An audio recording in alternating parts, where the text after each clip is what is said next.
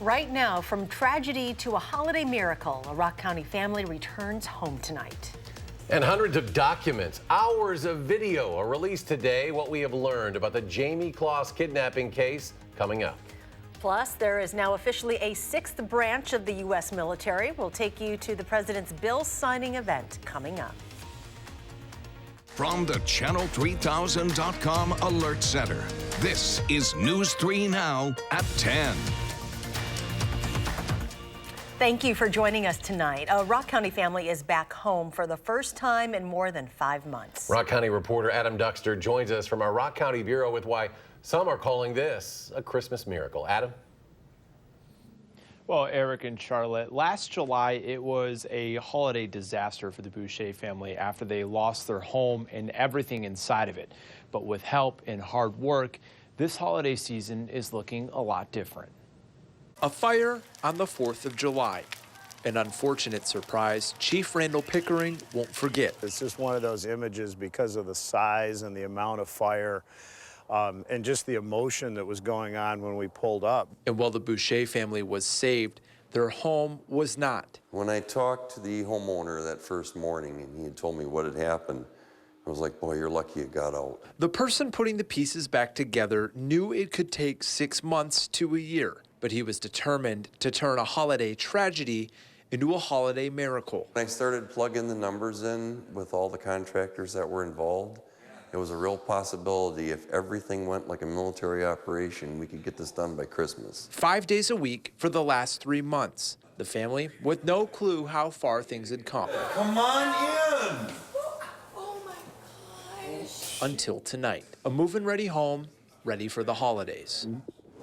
That's the least I could do, try to give you a Christmas miracle. Complete with decorations and all. Engineer bought you the tree. Chief Pickering with a new moment. Oh my gosh, I can't believe it. He'll never forget. There are so many angels out there that we just don't realize it. And this time of year, it's kind of a great time to realize we live in a pretty special world. Oh my gosh. In a family with a brand new home for this Christmas and each one to follow. We were planning on not having Christmas here, but now we could. We can bring some hot chocolate and sit around the tree. We can start living life again. Now, on the night of that fire, it was actually a handful of good Samaritans that saved the Boucher family from their home. And just months ago, the Edgerton Fire Department honored those Samaritans with life-saving awards. And Chief Pickering says every time he looks back at this story, he'll remember the angels in every facet of it. What a beautiful night for that family. Adam Duxter reporting live in Rock County. Adam, thank you. Golfing in late December. It is a record-setting weekend for Odana Hills Golf Course. It will be open through Monday, making it the latest opening for any Madison golf course ever. The previous latest opening was December 12th. The course says there will be no reserved tee times this weekend and no carts will be allowed. And although there is that lack of snow, it's not stopping the Aldo Leopold Center from celebrating tomorrow's solstice. Tonight, the center brought together the community for the 25th Winter Solstice celebration. The winter solstice, the longest night of the year, celebrated as a time to reflect on the past. Moving forward, people are creating solstice wishes to make their hopes come true. We just want folks to have a reason to get outside sometimes. Just getting people out and making plans for the winter and celebrating. The annual tradition has people add the solstice wishes to a Yule log that is burned outside. Well, let's get a look at that forecast now. Meteorologist Dave Caulfield. Warm out there, Dave. Yeah, Eric, we are just about 24 hours away from the official start of winter. It's really not going to feel like winter very much over the next couple of days, with temperatures in the upper 40s for highs going forward. Madison on the Edgewater Skycam right now is relatively warm. We're in the mid-30s, south-southwest wind at 7 miles per hour, making it feel a little bit like the upper 20s. But really, this time of year, the upper 20s, specifically 28 degrees, is our average high for this time of year. So that gives you a sense of just how warm we are running. 34 in Mineral Point and in Janesville. It's a popular number tonight with wind chills in the upper 20s across southern Wisconsin. So not too bad overnight with temperatures dipping into the upper 20s. Wind chills will be in the lower 20s, will be in the low 40s for tomorrow with plenty of sunshine. And then we get milder still as we head into the next couple of days. We'll talk about the chances to hit 50 degrees across southern Wisconsin in your forecast in just a few minutes. A massive amount of documents from Barron and Douglas County Sheriff's offices and the Department of Criminal Investigation provide more details into the Jamie Kloss kidnapping. There are hours of dash cam video, body cam audio, and hundreds of pages of documents, many of which are redacted. Barron County released the initial 911 call made by Jamie's mom just moments before her death. However, we have chosen not to air that. Here's what we do know. The bedroom Jamie was held in did not have a lock on the door. While being questioned after his arrest, Jake Patterson, the man behind all of this, claims he didn't think that far ahead, but was counting on Jamie being so scared for her life that she wouldn't leave. Patterson also told police that he bought clothes and toiletries for her, and they would often go on walks in the backyard. Patterson has since pleaded guilty to 2 counts of first-degree murder and kidnapping. He has been sentenced to 2 consecutive life sentences. Brendan Dassey will not be pardoned by the state. Governor Tony Evers' pardon board has officially denied that request, saying Dassey is ineligible. Dassey and his uncle Stephen Avery were convicted of the killing of freelance photographer Teresa Halbach in Manitowoc County back in 2005. According to a release from the governor's office, the board requires 5 years to have passed after the completion of the sentence in order to consider a pardon. Dassey is currently serving a life sentence. The family of 2 Wisconsin men who disappeared during a trip to Missouri for their livestock business have filed a wrongful death lawsuit. It was filed last month in Missouri against Garland Nelson, who is jailed without bond on 2 counts of first-degree murder and other charges in the deaths of Justin and Nicholas Diemel. The brothers were killed when they went down to Missouri, prompting a missing persons search. The man who attacked a UW-Madison graduate student downtown last year will spend 20 years in prison. Dorian Wade pleaded guilty to the brutal sexual assault of a stranger near East Johnson and North Blair Streets. Wade's attorney asked for 4 years in prison. Prosecutors asked for 18 years, but because the judge felt Wade lied in a letter prior to sentencing and didn't seem to admit his guilt, Wade got 20 years in prison, plus 10 years extended supervision. Governor Evers says he is actively looking for applicants for the Wisconsin Adjutant General to lead the National Guard.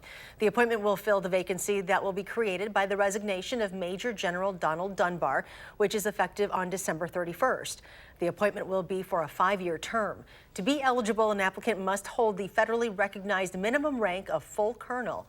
For a list of other qualifications and how to apply, we have the information on channel3000.com. President Donald Trump signs the National Defense Authorization Act into law, providing $738 billion in defense funding, providing the military with new equipment and a pay raise. It also creates the first new service since the U.S. Air Force came into being back in 1947. With my signature today, you will witness the birth of the Space Force, and that will be now officially the 6th branch of the United States Armed Forces. That is something really incredible. The president has appointed General John Raymond to be the first chief of space operations. A senior U.S. Air Force official said that some 5,000 to 6,000 personnel out of the 16,000 currently a part of the U.S. Air Force Space Command will eventually be transferred to the Space Force, but that number could eventually reach 15,000. A unique end to a contentious week on Capitol Hill. Via a letter, House Speaker Nancy Pelosi has invited the president to deliver his State of the Union before a joint session of Congress early next year, just days after impeaching him. Speaker Pelosi notes in the letter that she made the invitation, quote, in the spirit of respecting our Constitution. If the president accepts, that speech will take place on February 4th, 2020. Overseas, British lawmakers finally approved Boris Johnson's Brexit deal. It is the first step toward fulfilling his election promise to deliver the UK's departure early next year. What happens next? The Parliament is on recess for the next couple of weeks, but after that second week of January, there are 3 days set aside for further discussions about the withdrawal agreement bill. Every expectation now is that Britain will leave the European Union, as the Prime Minister said on the 31st of January. And check out this video from Mexico today. 2 cruise ships colliding next to a port near Cozumel. Passengers on the 3rd ship posted a video of one Carnival ship colliding with the other. According to an initial evaluation by the cruise line, 6 guests with minor injuries were evaluated in the ship's medical center. Passengers are now spending their day on land in Cozumel. Ford issuing a massive recall tonight for 3 of its past sedans. The issue affects the 2006 through 2010 Ford Fusion, Mercury Milan, and the Lincoln MKZ. It is related to a brake issue. In total, Ford says more than 600,000 of those cars may have the problem with the hydraulic control unit. One of NASCAR's earliest star drivers has passed away. According to a tweet from the organization, Robert Glenn Jr. Johnson has died. Johnson won 50 races as a driver, including the 1960 Daytona 500 and 6 top-level championships as an owner as well. Johnson, a member of the first class ever inducted into the Racing Bodies Hall of Fame in 2010. Junior Johnson, 88 years old. Still ahead tonight, your forecast as we enter a very mild weekend. But first, for a final time, our Jamie Perez sits down with a Prairie du Sac man whose final Christmas wish has come true. Stay with us.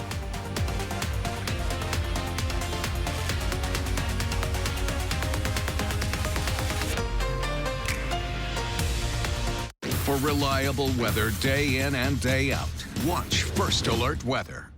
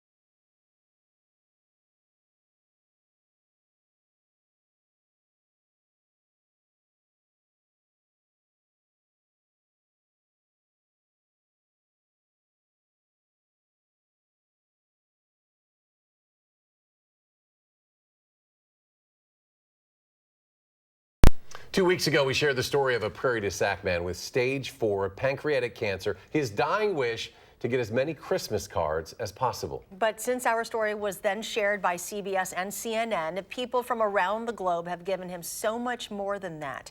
Jamie Perez has an update on just how many cards and gifts he's received and his reaction to the outpouring of support.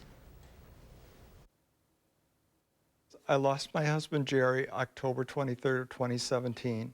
He died of stage 4 stomach cancer. He tried chemo, but it made him weak. He was 65 years old. He died in 3 months at home with me. Can you say hi to my Jerry for me when you get to heaven? What started as a wish for Christmas cards Merry Christmas! turned into something so much more.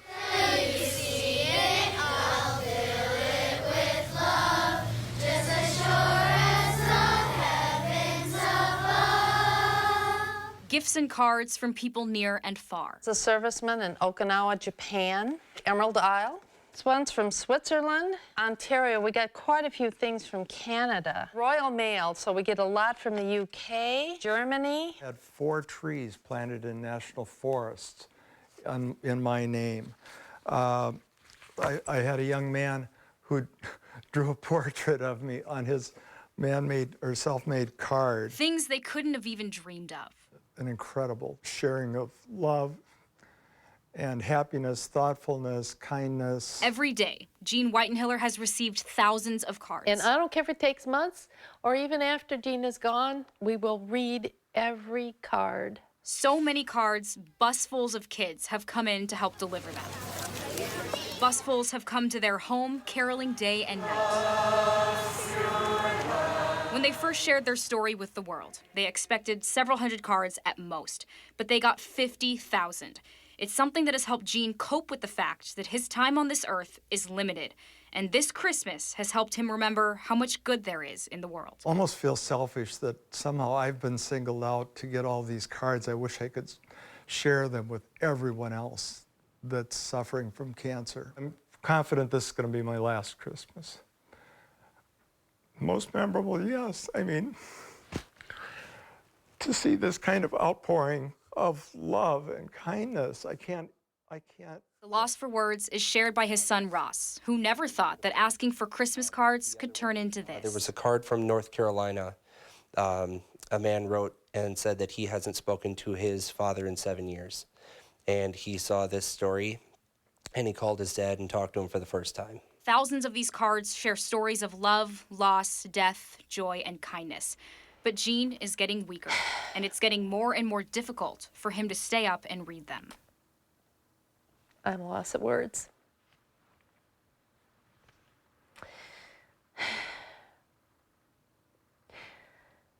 I hate seeing him decline in this health. It is so hard, having him being such a robust man, and to see him decline in this way.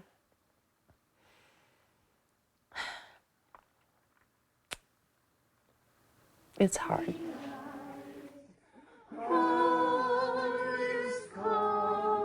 While they're making their effort to read every card and open every gift, the one thing that matters the most to Jean is the thought that all of you had to make a stranger's last few months alive the best he could ask for. Tomorrow is not promised to any of us. Take the time today to tell your loved ones that you love them. Give them a hug. Don't wait till tomorrow, because tomorrow may never come.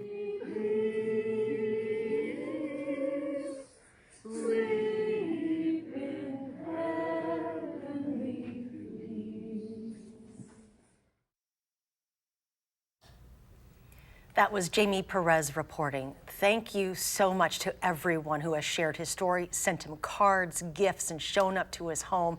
He says it has meant so much to his entire family. They never expected it to get this big. That's a great holiday message. They are asking, if possible, to halt the cards if you can. They are still just a little backed up from what they've gotten so far, and they really want to spend some quality time with Jean without worrying about getting through every single one at this time. But we love Jean's message this holiday season. We turn to Dave Caulfield now as we look at a very warm and mild.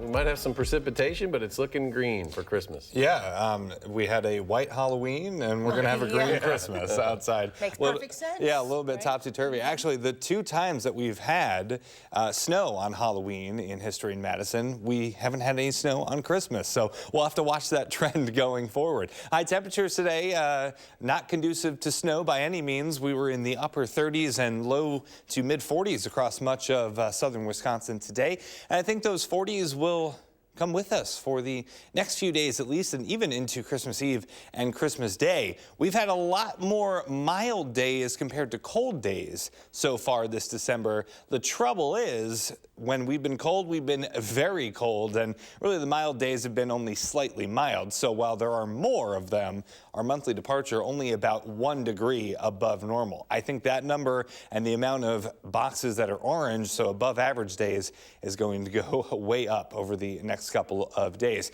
Madison on the WISC-TV Skycam looking at Partly cloudy skies right now, maybe a little bit of dwindling cloud cover over the last hour or so. 41 degrees today is about 10 to 15 degrees above normal for this time of year. We should be in the upper 20s.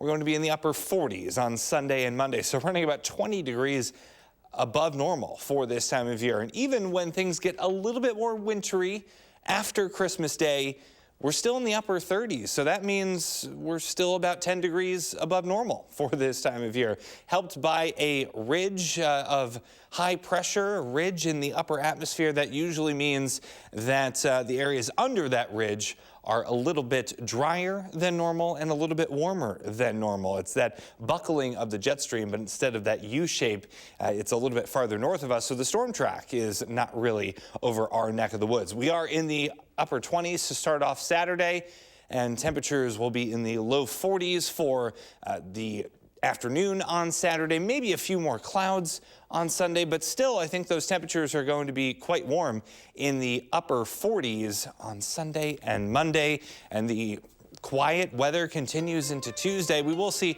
a few more clouds as we take a look at that 10-day forecast, and then on Wednesday for Christmas Day, a few raindrops can't be ruled out, especially later on Christmas, and maybe even a few rain and snow showers early on Thursday. Not expecting major impacts there. Temperatures return to the 30s for Friday and Saturday.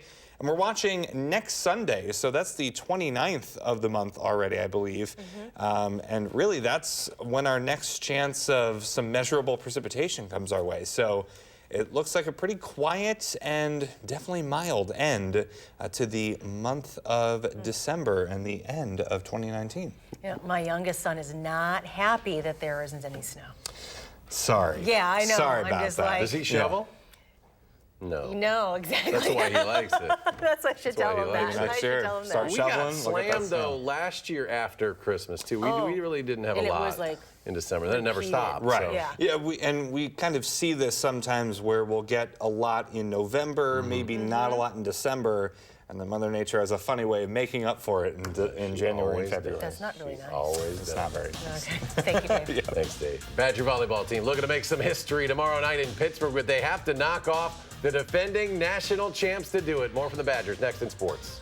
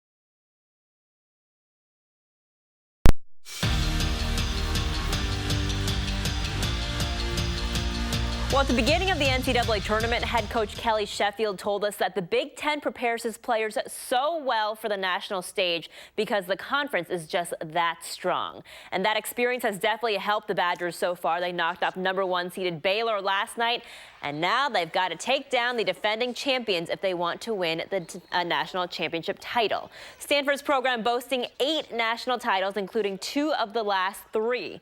But Coach Sheffield says no stage is too big for his Badgers. You know, our team's not going to flinch tomorrow. You know, I've been around them enough. I know them well enough to know. Now, that doesn't mean that we're going to win. That, you know, that other team on the other side of the net is a special team, very well coached. You know, they'll come in with a lot of confidence, but I'd be surprised if the stage is too big for our group either. Living in the moment. I think we've talked about that throughout this whole postseason, is just living in the moment and taking in the moments of how big the crowd is and how awesome it is that our sport brings in so many fans. So indeed, tomorrow 7 p.m. in Pittsburgh, you can watch the game on ESPN2. We'll, of course, have highlights tomorrow night on News 3 Now at 10. Well, Badger quarterback Jack Cohn on the come-up since he was thrown into the starting role last year at Northwestern. And since then, even his fellow guys on offense have noticed how much he's improved. So much so that they might want to take some wagers back right now. We made a bet when we were freshmen that if he ever scrambled from 20 yards out and scored, I'd owe him $100. And after last year, I thought I was clear. You know, there's no way. And then this year, obviously, I probably owe him a couple $100 after the season. So, Jake, let's take a look at last season. Granted, Cohn only played in 5 games, carried the ball 20 times. He did score 1 touchdown in the Pinstripe Bowl. Now, despite not having positive net yardage. But this year, he's definitely carried the ball a lot more, 54 times to be exact, so more than double last year, netting 14 yards and scoring 4 touchdowns. So basically, even though they weren't from 20 yards out, I'd say, Jake, you got to pay him $400. Well, former Badger basketball head coach Bo Ryan has been nominated to the Naismith Memorial Basketball Hall of Fame's class of 2020. Coach Ryan led the Badgers to 2 consecutive NCAA Final Four appearances, including the championship game in 2015. Finalists for the award will be announced on February 14th. Well, former Whitewater head coach Lance Leipold enjoying some warmer weather at the Bahamas Bowl as head coach of Buffalo. The Bulls starting off with a 3-touchdown lead and never looked back. Jarrett Patterson there with a 10-yard score in the 3rd quarter. And Buffalo beats Charlotte 31-9. Coach Leipold finishing the season with a Gatorade shower and an overall 8-5 record. We'll be right back.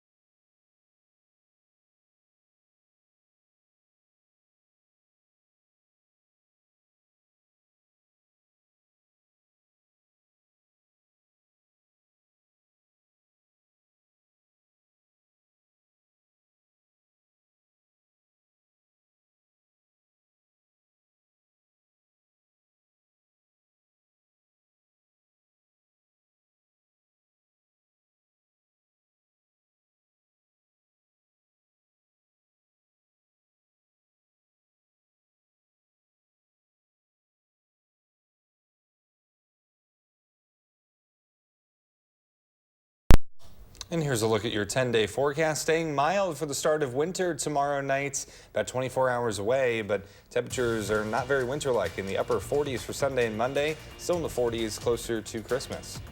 All right, Charlotte, we'll see you in another week or so. I'll be in LA when I talk. So I'll Have a see you Merry next Christmas. year. Yeah, you're stuck with me on Monday, though. So. Do something good. Have a great weekend.